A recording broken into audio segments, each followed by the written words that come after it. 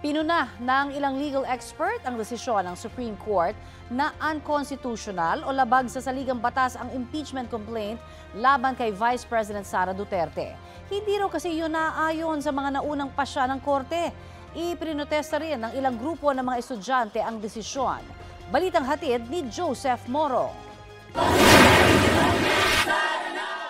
Sa harap ng mismong Korte Suprema, iprinotesta ng mga student groups ang pagdeklara ng Korte sa Articles of Impeachment laban kay Vice President Sara Duterte. Ayon sa bagong desisyon ng Korte, nilabag ng Articles of Impeachment ang pagbabawal ng konstitusyon na magpagulong ng higit sa isang impeachment laban sa isang impeachable officer sa loob ng 1 taon. Itinuturing kasi ng Korte na pagsisimula ng proceeding ang di pag-aksyon sa anumang impeachment complaint. Kung matatandaan, may 3 impeachment complaint na inihain noong Disyembre na inarchive ng Kamara noong February 5, 2025.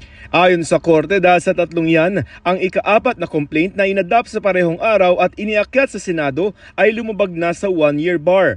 Pero sabi ng isa sa mga nagbalangkas ng saligang batas sa Rene Sarmiento, kinukontra nito ang dati ng desisyon ng Korte Suprema na nagsasabing initiated o nasimula ng isang impeachment complaint kapag naisampa ito at na-i-refer sa Committee on Justice.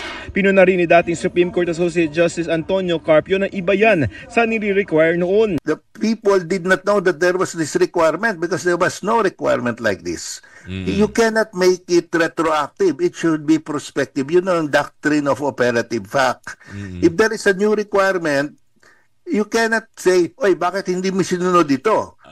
Paano mo isunod na wala nga yun? It did not exist at the time. Pinuna rin nila ang bahagi ng desisyon na nagsabing hindi nabigyan ng due process si Duterte sabay latag ng requirement para masabing nasunod yan. Ayon kay Sarmiento, ngayon lamang naglatag ng ganyan ang korte na pakikialam na umano sa eksklusibong kapangyarihan ng House of Representatives na magsimula ng mga kaso ng impeachment. Sabi rin ni Carpio, hindi naman required yan noon.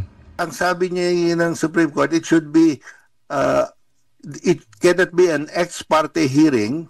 It has to be an actual hearing. And that will require time. Tapos ka sa oras, that was never intended. And nobody knew that there was such a requirement. Sinusugan niya ni UP Law Assistant Professor Paulo Tamase na nagsabing kahit naman ang Articles of Impeachment laban kay dating Supreme Court Chief Justice Renato Corona ay nakabase lamang sa pinagbotohang resolusyon. Hindi na hininga ng panig si Corona sa level na yan. Hindi rin naman nagkaroon ng hearing doon. At hindi naman kinwestiyon iyon. Pareho lang naman yung circumstances niya. Kaya mahirap paliwanagan or hanap ng paliwanag kung bakit iba yung mga patakaran ngayon.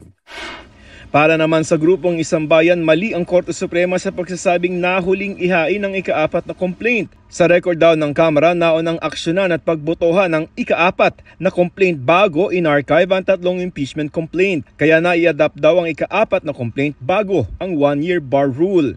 Naiintindihan ko kung saan nagagaling yung Isang Bayan. If anything, dapat ang natamaan ng 1-year bar rule ay yung 3 na hinain, na una supposedly, at hindi yung final ng House of Representatives. Sinabi na ng Kamara na aapela sila sa Korte Suprema dahil sa mga umano'y pagkakamaling ito.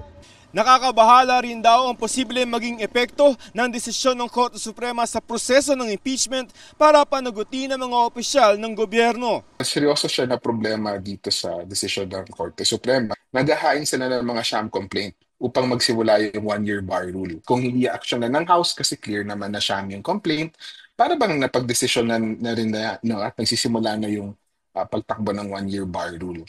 Sabi naman ng Korte, dapat pa rin agad-agad na itapon ng mga kunwa-kunwari ang reklamo kahit inendorso pa ito, pati na ang mga reklamang hindi inendorso ng Kamara. Hindi raw ito magiging simula ng pag-andar ng 1-year bar. Joseph Morong nagbabalita para sa GMA Integrated News.